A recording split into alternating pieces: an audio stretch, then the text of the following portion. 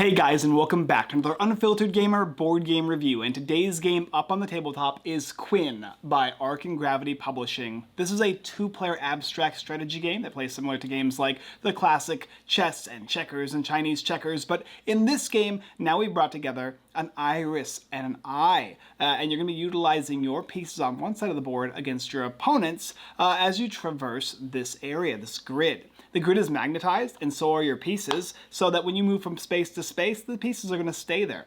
Additionally, there's some other customizable options allowing you to change your pieces from one type to another. To do what? To get your light to the center of the game board. Do this before your opponent does to win the game. Or, if you want, assemble your characters in a unique way in which you're going to actually fight to destroy your opponent's light before they make it to the center. Two different ways to win, a ton of different options, and only 5 moves is what it takes to get your light to the center. But will you make it? Find out in the game Quinn. Let's talk about how to set the game up, how to play, and of course, my review. Setting up the game Quinn is quite simple, and the way it works is you take the game board and you place it within reach of all players. Then give each player their pieces, the white pieces for one player and the black pieces for another. Additionally, you're going to give each player a board where they're going to be placing their characters to start with, and then characters that they're able to defeat as well will be placed on there. Additionally, each player is going to get 4 clones. These clone pieces are going to allow you to customize your pieces at the beginning of the game, or one piece at the beginning of the game, and assemble your own kind of setup as to how you'd like to do it. There's also variations in the game book if you'd like to do the beginner setups. There's 3 of them. Then you're going to take your pieces and place them on each side of the game board. There are 2 rows that you'll be placing your characters on, with only one rule. No artificial lights can be placed on your side of the game board at the beginning of the game. These have to be set aside. Additionally, you can change any one of your pieces that isn't the light into any of these 4 clones. These clones are, of course, a different color to illustrate that they're unique. And the way you do it is you take out one of your pieces, you remove that piece from the head of the playing piece, and then you can swap it out. And obviously make sure that they remain hidden. And once you've swapped it out, you've got your own unique setup for the game board. You also additionally want to make sure that the player across from you cannot see where your pieces have been placed. Make sure that they're all facing the opposite direction so that they cannot see it. As you can see here, you can't see my pieces and I can't see yours. And whenever pieces get removed from the game board, you'll make sure that they are revealed so that players can see them, because you can resurrect in the game. Every player should get one of these wonderful little player references that indicates not only the different pieces, but everything to do with them, and of course, how to win and make your moves.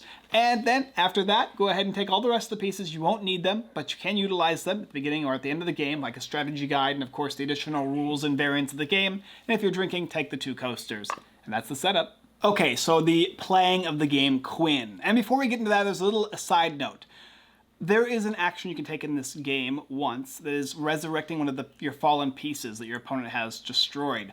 But the game recommends that you take an idol. You'll take a piece that you like, something that's significant to you, and place it next to you. And when you resurrect your piece, you'll remove that piece, representing the one time that you can do it. You can use relatively anything, but I thought it should be of note. Okay, how to play the game Quinn. Well, players are going to play the game Quinn in turns. I will do one of my actions and then you will do one of yours. And we will go back and forth until one of 2 things happen. Either one of the players gets their light to the middle of the table, the center iris space, or one of the players defeats by destroying their opponent's light. The game will instantly end, and the player who reaches the middle or defeats their opponent's light will be the champion of the game Quinn. Okay, so what can you do in the game Quinn? Well, the first thing you can do is move. And if you look at your player reference, it will not only tell you the quantity of the pieces that you have of each of the different types. There's shadow, artificial light, reflector, memory, time, peripheral, and void, as well as, of course, the light piece, which is on the back on the bottom. And it'll tell you how many you have, and it'll tell you the type of the piece and what the symbol looks like. And then it'll, of course, tell you what they do, whether they capture, whether they only flash, and any special abilities they might have.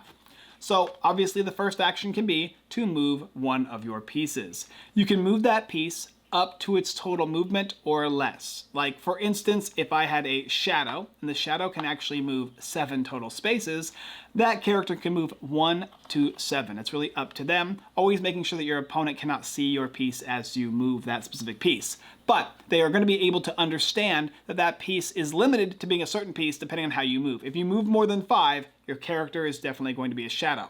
If you move less than 2, then it could be any piece on the board. If you move 3 spaces, it's likely going to be a peripheral. But of course, it's kind of up for grabs as to what really the pieces are. So there's hidden information and there's gained information based on your movement. When you move, you can move all the way straight, all the way back, or to the right or left of the eye. So you'll be moving across this kind of oval space going back and forth, up and down. Some movement rules. There are 3 spaces on either side on the horizon line. They're blue. Those are not spaces. You cannot move on them. They're not magnetized. Only spaces that are magnetized are spaces that you can move on. And there is a horizon line that is outside of the inner oval. And those spaces are limited to who can actually travel or traverse them. They're going to be these things called the peripheral. And if you have a peripheral, you're able to actually move onto that line there. So it's kind of regulated to certain pieces being able to move there, but otherwise any piece can move literally anywhere on the game board. If you get to the center white spaces in the middle of the game board, you will be able to move directly to the blue spaces in the middle. And you can traverse from any of these 3 white spaces to the green space on your side and traverse across then to any of your opponent's white spaces. So it kind of gives you a little bit more leniency as to how you want to move. You can move to the right if you're on the left-hand side through the 3 blue spaces, and then to the left if you use any of the pieces, as long as you have the movement to do so. And that is how movement works. Everything else is pretty simple. The only rule really is that the shadow moves 7, the peripheral moves 3, and it can move on the sides here. There are some limitations as to how many other spaces other pieces can move, but those are the main important ones, as well as, of course, the main iris aspect.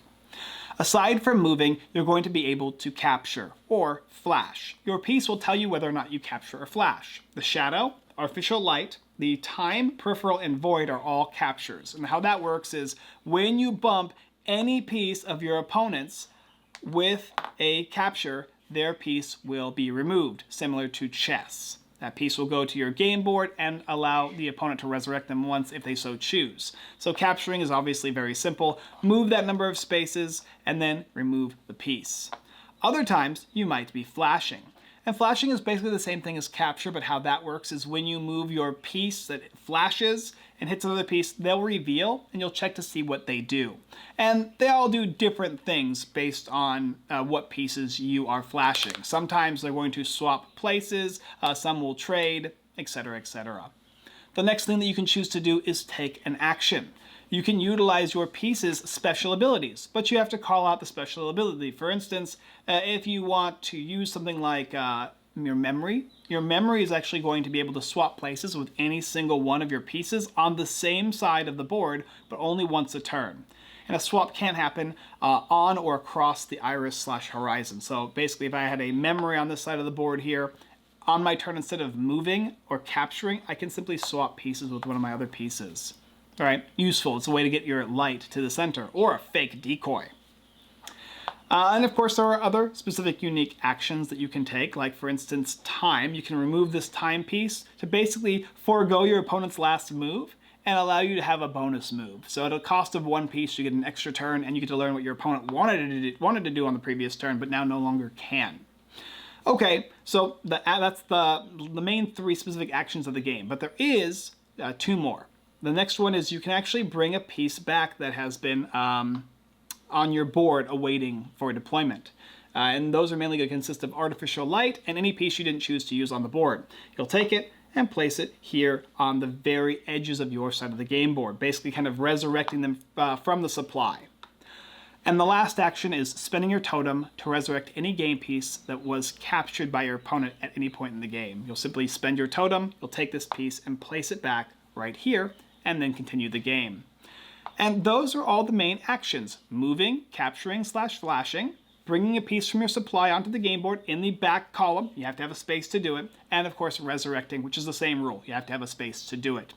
And your objective obviously is get your light to the center of this board here.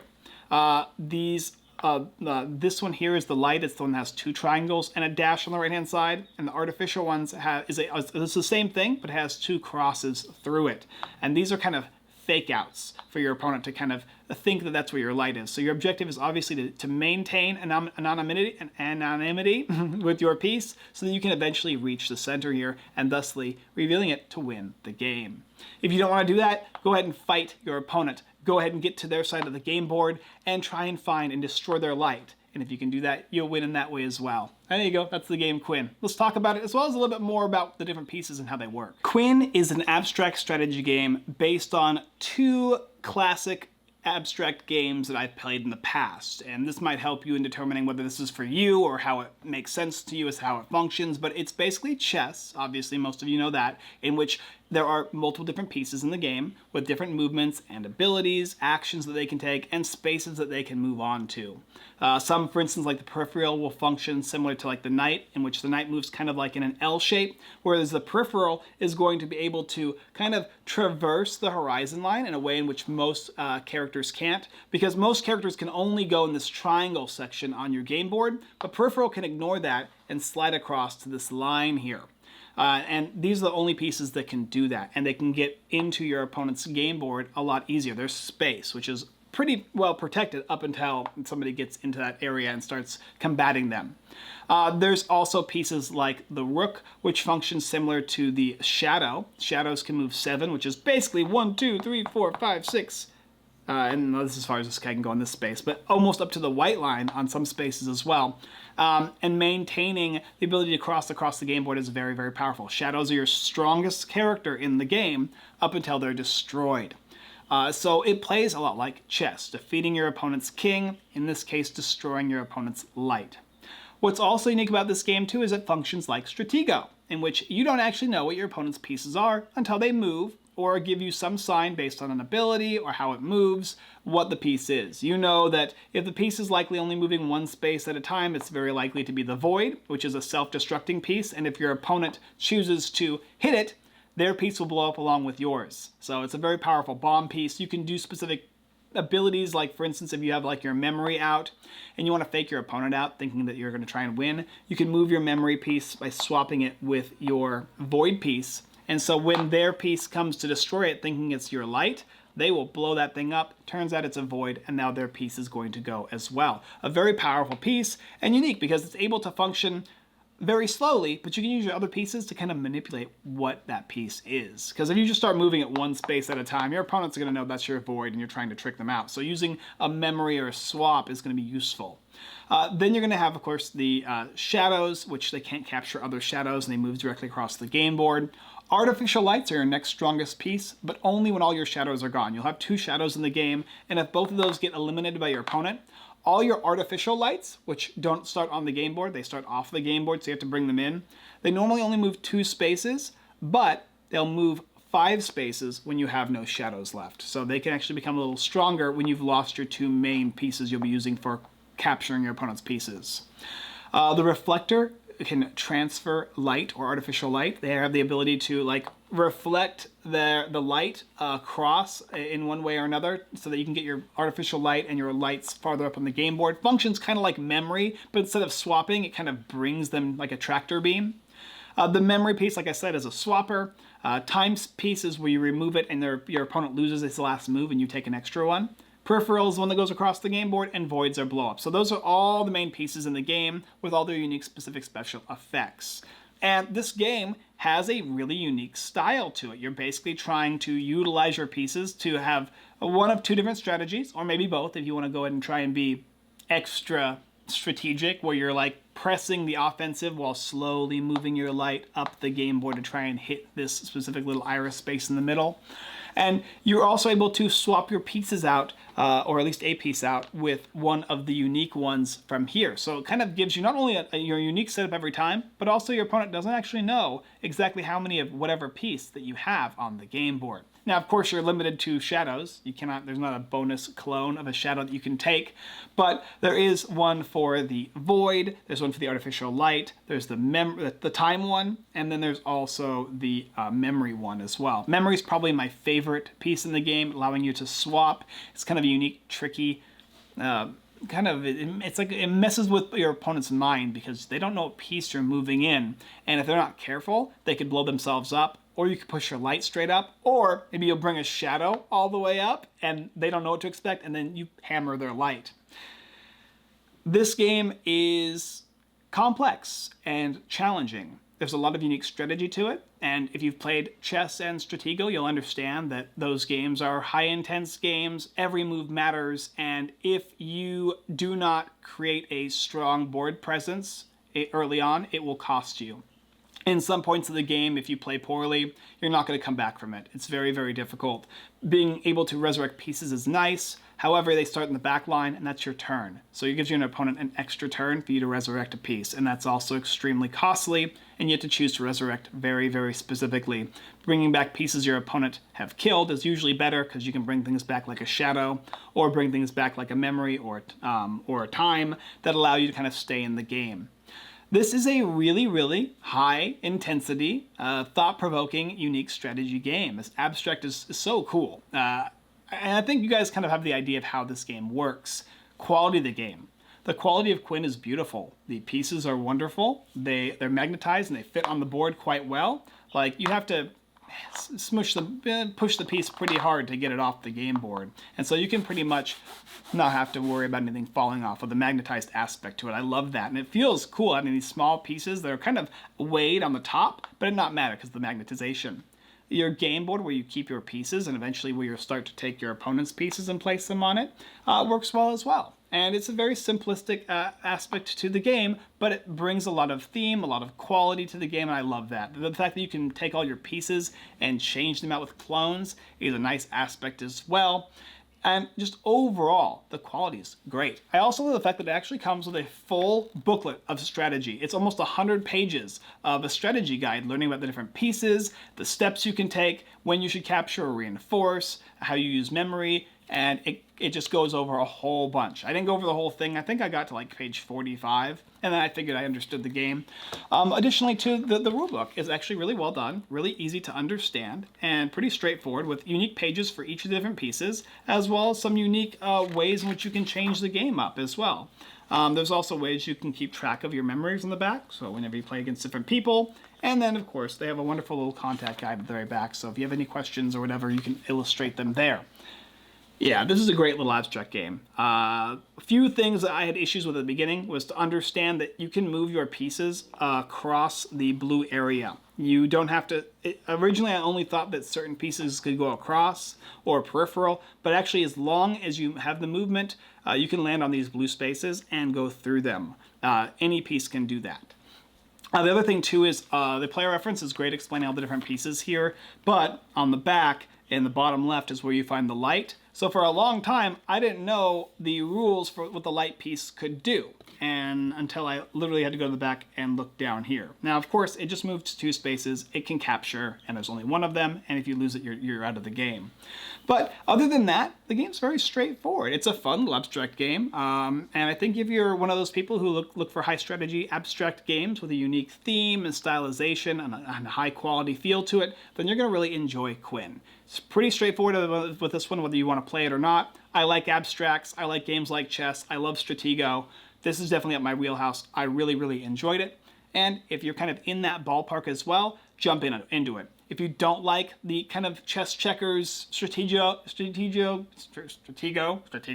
type games, this is one you want to stay far away from, because it envelops all of those tactics and kind of puts them together and maybe adds a little more complication. I don't know about chess. Chess is probably the most complicated abstract game, but this one definitely falls in line with the complexity of that type of a game. So anyway, if you want to take a look at the game Quinn, go ahead and look at this, the link down below.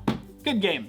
Thank you guys for watching another Unfiltered Gamer board game review for the game Quinn. If you're interested in picking it up, there's a link down below in the description by Arc and Gravity Publishing. I can't wait to see what they do next, because this is a beautiful, well done abstract game with high quality and just gives you more than I ever thought would be, more than I would ask for a game like this as far as quality goes, and beautiful, very easy to understand player references. Good. You can also go ahead and check out our live streams. We do them on Sundays. Well, we'll start doing them eventually. We'll probably change the day. We'll see how that goes. It's been a while. Baby, can I say. And we also will do our Whatnot streams. Whatnot streams typically are on Thursdays or Saturdays. I think the next one coming up is next Saturday. Yes, next Saturday. We'll do the whatnot. So we sell games, show games, play games, all that good stuff. All right, guys, that's all I got for you this time. And as always, I look forward to capturing your light or traversing my light across to the middle of the field with you next time.